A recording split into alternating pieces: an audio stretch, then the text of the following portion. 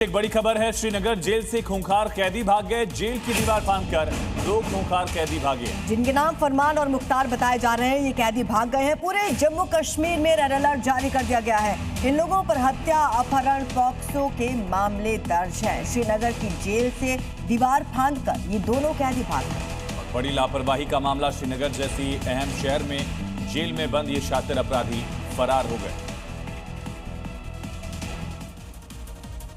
बड़ी खबर है चंडीगढ़ से, जहां बड़ी साजिश नाकाम की गई। आईडी के साथ 3 संदिग्ध गिरफ्तार किए गए। बताया जा रहा है कि 5 किलो जिलेटिन स्टिक्स बरामद की गई हैं। बब्बर खालसा से जुड़े हुए बताए जा रहे हैं ये संदिग्ध।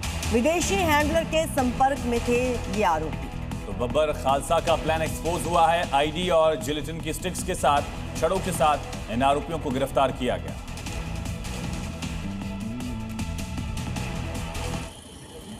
और इनके टारगेट पर था चंडीगढ़ और पंजाब, जहां ये आईईडी के जरिए ब्लास्ट की साजिश रच रहे थे। मगर ये नापाक मंसूबों में कामयाब हो पाते उससे पहले पुलिस ने 3 संदिग्ध आतंकियों को दबोच लिया। पकड़े गए 3 आरोपियों में से 2 तरनतारण और 1 आरोपी अमृतसर का रहने वाला है। इनके पास से बड़ी मात्रा में विस्फोटक और हथियार बरामद हुए हैं। बैग से 5 kilo gelatin stick, detonator, power source और कनेक्टिंग वायर बम तैयार करने में इस्तेमाल होने वाला सामान मिला है। इसके साथ ही पिस्टल, मैगजीन और जिंदा कारतूस भी मिले हैं। Hotel Management with AI. Join IIHM, International Institute of Hotel Management. वहीं मध्य प्रदेश में भी नदियां उफान पर हैं। डिंडोरी में खरमेर नदी पर बने पुलिया को पार करते वक्त एक शख्स बह गया, जिसके बाद से उसका कोई सुराग नहीं लग पाया है।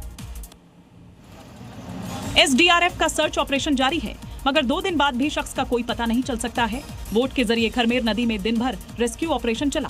बताया जा रहा है कि भपसा गांव का रहने वाला कुंदन यादव अपने भांजे के साथ घर लौट रहे थे। दोनों खरमेर नदी पर बने स्टॉप डैम की पुलियां पार कर रहे थे। लगातार बारिश की वजह से नदी का पानी पुलिया के ऊपर से बह रहा था। भांजा आगे चल रहा था, तभी उसने पीछे मुड़कर देखा तो कुंदन यादव तेज बहाव में बहते नजर आए। उसने तत्काल शोर मचाया, जिसके बाद ग्रामीण मौके पर पहुंच गए। रेस्क्यू टीम नदी के किनारों और संभावित स्थानों पर तलाश कर रही है। इधर मध्य प्रदेश के सागर में लगातार बारिश के बाद उल्दन बांध ओवरफ्लो हो गया। इससे आसपास के इलाकों में बाढ़ जैसे हालात हैं। लोग लगातार परेशान हो रहे हैं। और बांध से पानी छोड़े जाने के बाद निचले इलाके जलमग्न हो चुके हैं। पुल और कई मंदिर डूब चुके हैं, जिसके बाद वाहनों की आवाजाही बंद करनी पड़ी है। मगर इसके बावजूद कुछ लोग जान जोखिम में डालकर पुल को पार कर रहे हैं, जहां पर कभी भी बड़ा हादसा हो सकता है, क्योंकि नदी उफान पर है। उल्दन बांध का जलस्तर क्रस्ट लेवल 451 मीटर से ऊपर पहुंचने के बाद बांध ओवरफ्लो हो गया है। वहीं सागर धामोनी मार्ग पर ग्राम बहरोल स्थित पुल के ऊपर से भी पानी बह रहा है। इसके चलते इस प्रशासन ने अब इस मार्ग को मिट्टी डलवाकर बंद करा दिया है, ताकि कोई अप्रिय घटना न हो।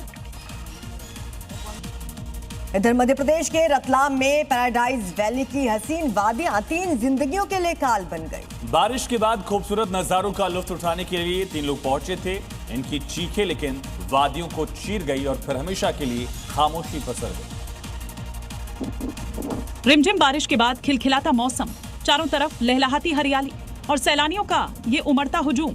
रतलाम की ये तस्वीरें गवाह हैं कि पैराडाइज वैली का सम्मोहन लोगों को किस कदर खींच लाता। इसी खूबसूरती को कैमरे में कैद करने और संडे एंजॉय करने के लिए कुछ शिक्षक अपने छात्रों के साथ यहाँ पहुंचे थे। पहाड़ियों के नीचे जमा बारिश का पानी शांत में 2 शिक्षक उतर गए और पीछे पीछे एक छात्र भी लहरों से खेलने लगा। गहराई का अंदाजा न होने से तीनों पल भर में मौत के चक्रव्यूह में फंस गए।